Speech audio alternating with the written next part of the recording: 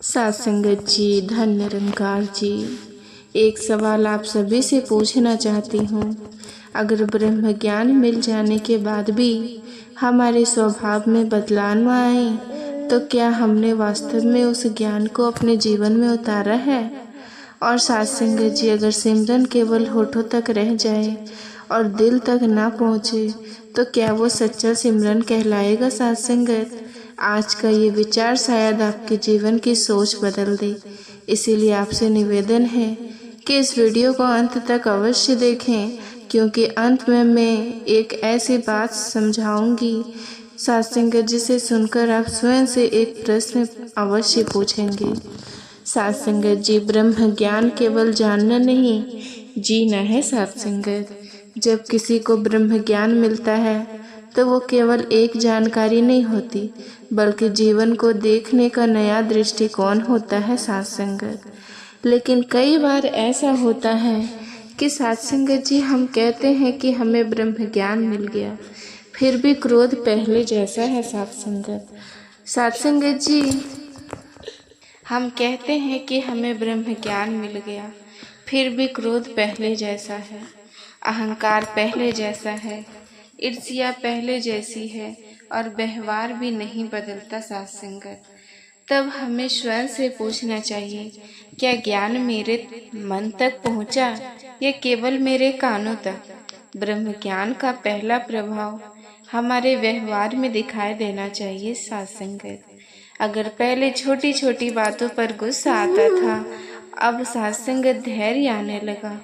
अगर पहले हर किसी में कमी दिखाई देती थी और अब अच्छाई दिखाई देने लगी। सात संगत जी, अगर पहले हर बात में अपना स्वार्थ था और अब ऐसा सेवा भाव आने लगा, तो समझिए कि ब्रह्म ज्ञान धीरे धीरे कर्म में उतर रहा है। सात संगत जी, ब्रह्म ज्ञान को कर्म में कैसे लाएं? ये सात संगत जी, केवल ये कहना कि मुझे ज्ञान है पर्याप्त नहीं। सात संगत, हर दिन अपने आप से 3 प्रश्न पूछिए। आज मैंने किसके साथ प्रेम से बात की? आज मैंने किसकी बिना स्वार्थ सहायता की? सात संगत जी, आज मैंने कौन सी ऐसी आदत छोड़ी जिससे किसी को दुख पहुंची? सात संगत जी, यही छोटे छोटे कर्म धीरे धीरे हमारे जीवन को बदलते हैं। सात संगत, जब हमारा हर निर्णय प्रेम, नम्रता और सत्य पर आधारित होने लगे, तभी ज्ञान कर्म बनता है। सात संगत, सच्चा सिमरन क्या होता है?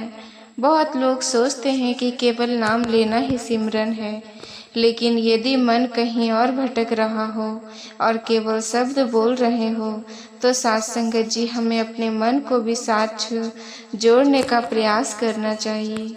सच्चा सिमरन वह है जिसमें मन विनम्र हो, कृतज्ञ हो और जीवन में अच्छे कर्म करने की प्रेरणा मिले। सात संगत, सिमरन का प्रभाव केवल कुछ मिनटों तक नहीं, बल्कि पूरे दिन के व्यवहार में दिखाई देना चाहिए। सात संगत, पहचान कैसे करें कि सिमरन का असर कर रहा है या नहीं? सात संगत, तो सात संगत, यदि सिमरन के बाद क्रोध कम होने लगे, दूसरों को क्षमा करना आसान लगे, सेवा का भाव बढ़े, अहंकार घटने लगे और हर परिस्थिति में धैर्य बना रहे, तो समझिए कि सिमरन केवल शब्द नहीं रहा, बल्कि जीवन का हिस्सा बनने लगा। सात संगत, एक व्यक्ति सात संगत प्रतिदिन सत्संग जाता था, सिमरन करता था, लेकिन घर लौटते ही छोटी बात पर नाराज हो जाता था। सात संगत, परिवार से कठोर बोलता और दूसरों की आलोचना करता। सात संगत, एक दिन किसी बुजुर्ग ने मुस्कुराकर पूछा, बेटा, अगर दीपक जल रहा हो तो सात संगत उसके आसपास अंधेरा क्यों रहेगा?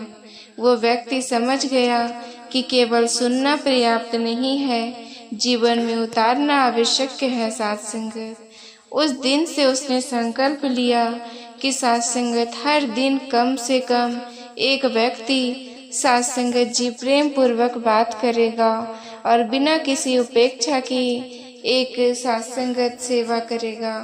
धीरे धीरे उसका व्यवहार बदल गया सात संगत तभी उसे महसूस हुआ कि ब्रह्म ज्ञान का वास्तविक फल कर्म में दिखाई देता है। सात संगत, ब्रह्म ज्ञान का सबसे बड़ा प्रमाण हमारी वाणी नहीं, हमारा व्यवहार है।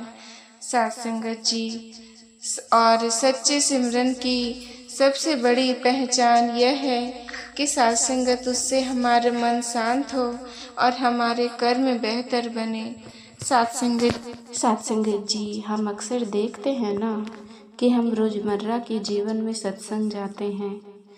जी बिल्कुल, पूरी श्रद्धा से सेवा भी करते हैं और ज्ञान की बातें भी बहुत सुनते हैं और सुनाते हैं।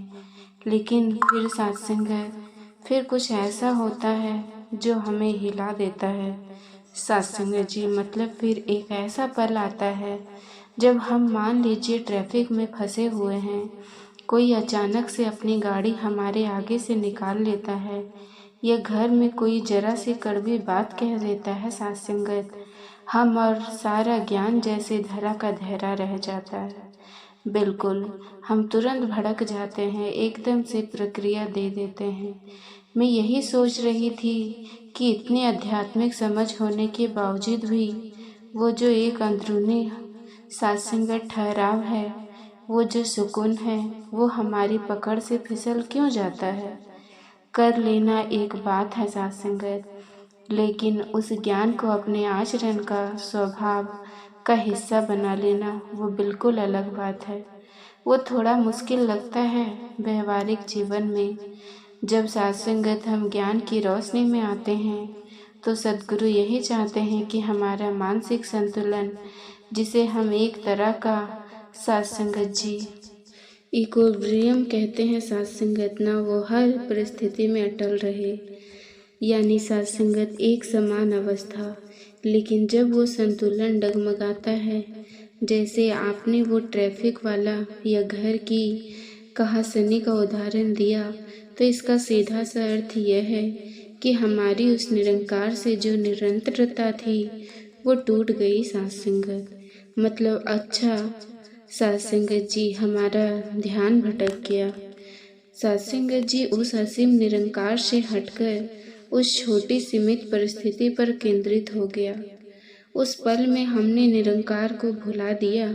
और आज की इस गुरु चर्चा का मुख्य उद्देश्य भी यही है।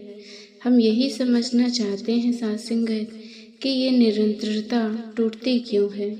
सिमरन का वास्तविक अर्थ आखिर है क्या। सत्संगत जी, विषय ये है जो सद्गुरु हमें दासी भाव बताते हैं ना, उसे हम आज के इस भागदौड़ वाली आधुनिक जिंदगी में कैसे जी सकते हैं सत्संगत।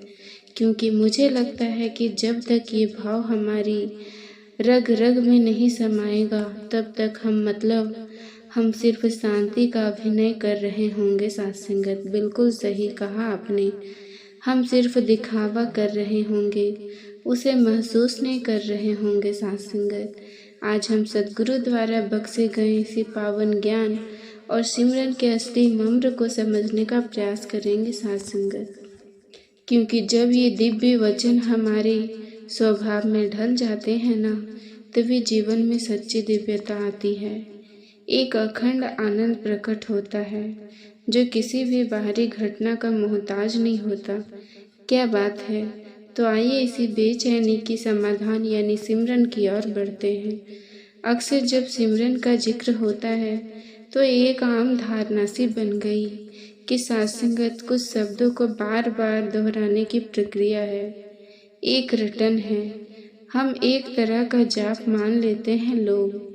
सत्संगत जी हाँ, कहते हैं मैं सोच रही थी कि अगर ये सिर्फ शब्दों का रटन होता तो कोई भी इंसान दिन भर बस इन शब्दों का दोहराकर परम शांति पा लेता, पर ऐसा होता नहीं है।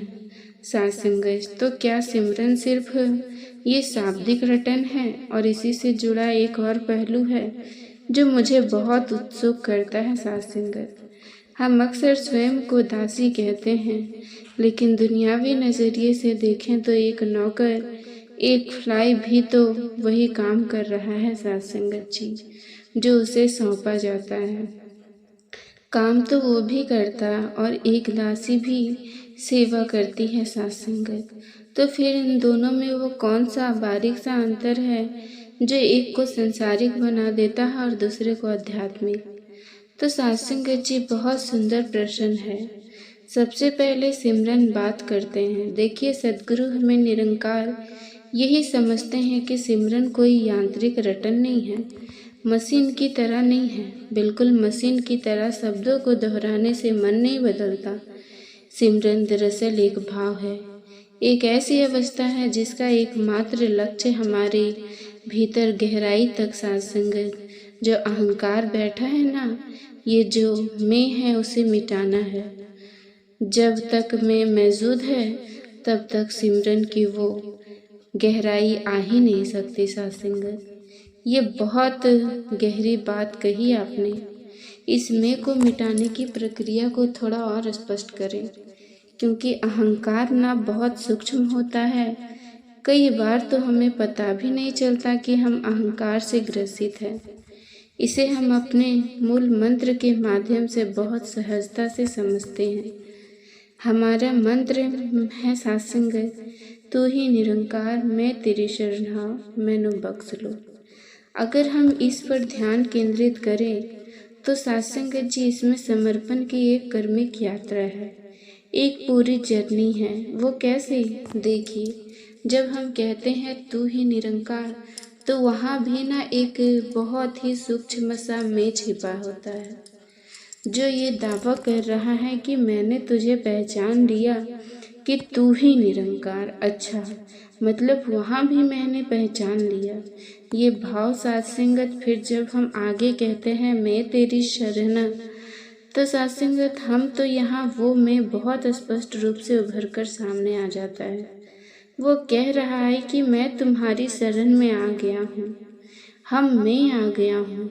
और अंत में जब हम कहते हैं मैनू बख्श लो, हम यहाँ भी यह मैं ही है जो अपने लिए क्षमा या बख्शीश मांग रहे हैं। ओह साथ संगत, वो अवलोकन बहुत ही गहरा है। यानी हम अनजाने में ही सही सिमरन करते हुए भी अपनी उस मैं को केंद्र में रख रहे हैं साथ संगत जी। साथ संगत जी, क्या कभी आपने अपने आप से पूछा है, ब्रह्म ज्ञान मिलने के बाद मेरे जीवन में क्या बदला? क्या मेरा स्वभाव बदला? क्या मेरे बोल बदल गए? क्या मेरे रिश्ते पहले से बेहतर हुए? क्या मेरे अंदर प्रेम, नम्रता और क्षमा का भाव बढ़ा साथ संगत? या फिर केवल इतने ही हुआ कि मैं ये कहने लगा कि मुझे ब्रह्म ज्ञान मिल गया? साथ संगत जी, ये प्रश्न सुनने में बहुत छोटा लगता है, लेकिन यदि हम ईमानदारी से इसका उत्तर खोजें तो ये पूरा जीवन बदल सकता है। बहुत लोग आध्यात्मिक बातें करते हैं, सत्संग सुनते हैं, सेवा भी करते हैं, सिमरन भी करते हैं, लेकिन यदि वही व्यक्ति घर जाकर छोटी सी बात पर क्रोधित हो जाए, किसी की निंदा करने लगे, अहंकार में आ जाए या किसी का दिल दुखा दे, तो हमें स्वयं से पूछना चाहिए, क्या ब्रह्म ज्ञान केवल शब्दों तक सीमित रह गया या वो वास्तव में साथ संगत मेरे कर्मों में भी दिखाई देता है? आज का ये विचार किसी और के लिए नहीं, सबसे पहले मेरे और आपके लिए है साथ संगत।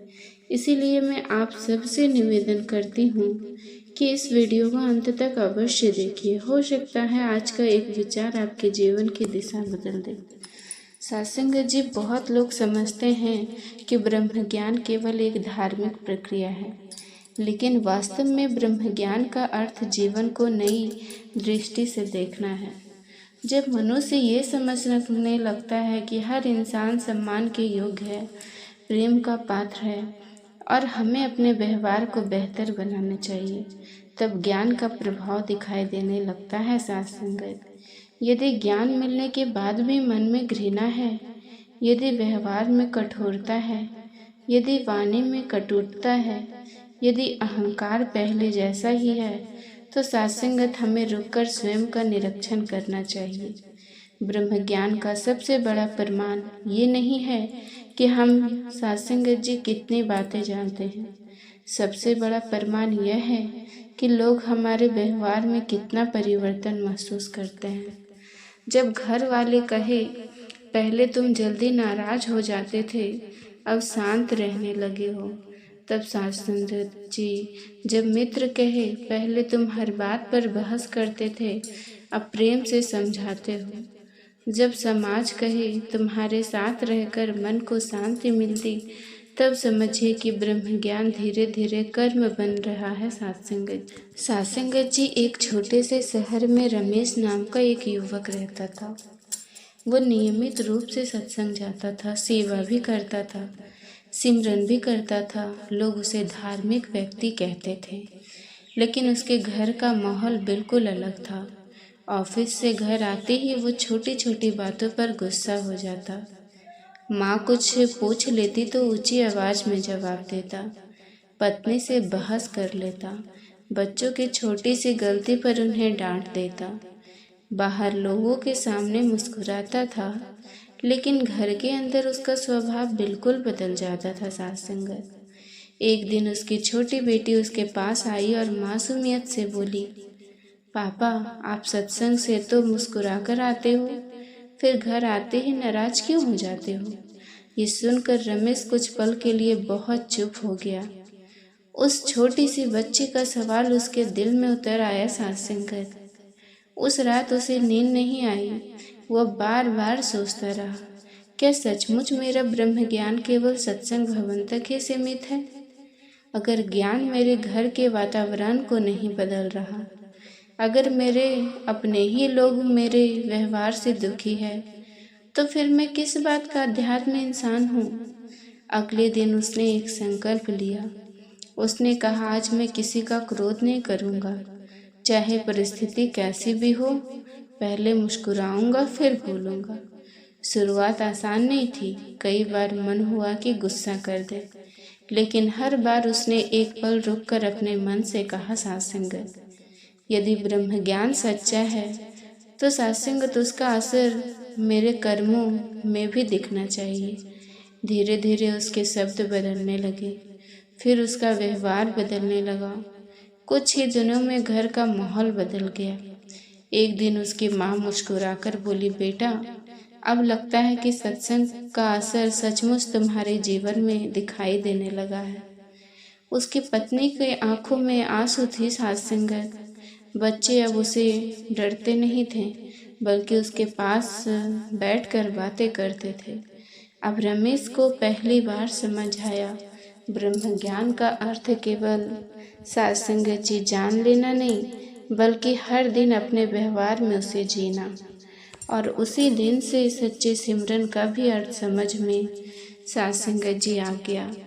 सच्चा सिमरन केवल कुछ मिनट बैठकर नाम का सिमरन करना नहीं, बल्कि पूरे दिन अपने विचार, वाणी और कर्मों को प्रेम, नम्रता और दया से भर देना। सत्संगत जब सिमरन हमारे स्वभाव में उतर जाए, जब हमारी वाणी से किसी का दिल न दुखे, तब हमारा व्यवहार लोगों को परमात्मा की याद दिला दे। सत्संगत तब हमें समझना चाहिए कि सिमरन का फल मिलना शुरू हुआ है। सत्संगत जी जीवन को बदलना केवल जानकारी बढ़ाने नहीं है। सत्संगत जी रमेश की कहानी यही समाप्त नहीं हुई। उस दिन के बाद उसने एक नियम बना लिया कि हर रात सोने से पहले वह स्वयं से 3 प्रश्न पूछेगा। क्या आज मेरी वाणी से किसी का दिल दुखा? क्या आज मेरे किसी कर्म से किसी को खुशी मिली? क्या आज मेरा व्यवहार मेरे ब्रह्म ज्ञान के रूप था? धीरे धीरे उसे महसूस हुआ कि जीवन का सबसे बड़ा परिवर्तन बाहर नहीं, भीतर होता है। सत्संगत उसे समझ आया कि सच्चा सिमरन केवल कुछ समय बैठकर सिमरन करने तक सीमित नहीं है। उसका प्रभाव पूरे दिन हमारे व्यवहार, हमारी वाणी और सत्संगत हमारे कर्मों में दिखाई देना चाहिए। सत्संगत जी यही बात हम सबके जीवन पर भी लागू होती है। यदि हमारा ज्ञान हमें अधिक सत्संगत, धैर्यवान और दयालु बना रहा है, तो हम सही दिशा में चल रहे हैं। लेकिन यदि हमारे कारण किसी का दिल दुखता है, रिश्ते में दूरी बढ़ती है या अहंकार बढ़ता है, तो हमें रुककर स्वयं का निरीक्षण करना चाहिए। सत्संगत जी आज से इस वीडियो के अंत में मैं आपसे एक छोटा सा संकल्प लेने का निवेदन करती हूँ साथ संगत। आज से हम केवल ब्रह्म ज्ञान की बातें नहीं करेंगे, बल्कि उसे अपने हर कर्म में उतारने का प्रयास करेंगे। जब हमारी वाणी में प्रेम होगा, जब हमारे व्यवहार में नम्रता होगी, जब हमारी सेवा में निस्वार्थ भाव होगा, तब हमारे जीवन ही सबसे बड़ा संदेश बन जाएगा। अगर ये विचार आपके हृदय को छू गया हो तो कमेंट में सत्संगत जी धन्य निरंकार जरूर लिखिएगा। मैं आज से ब्रह्म ज्ञान को अपने कर्म में उतारने का प्रयास करूंगी। वीडियो पसंद आया तो इसे अपने परिवार और सत्संगत जी बहनों महापुरुषों के साथ साझा जरूर कीजिएगा सत्संगत जी, ताकि ये संदेश अधिक से अधिक लोगों तक पहुंच सके। सत्संगत जी प्यार से कहना धन्य निरंकार जी। सत्संगत जी, आप जी को ये विचार पसंद आया हो तो चैनल को सब्सक्राइब जरूर कीजिएगा। सत्संगत जी प्यार से कहना धन्य निरंकार जी।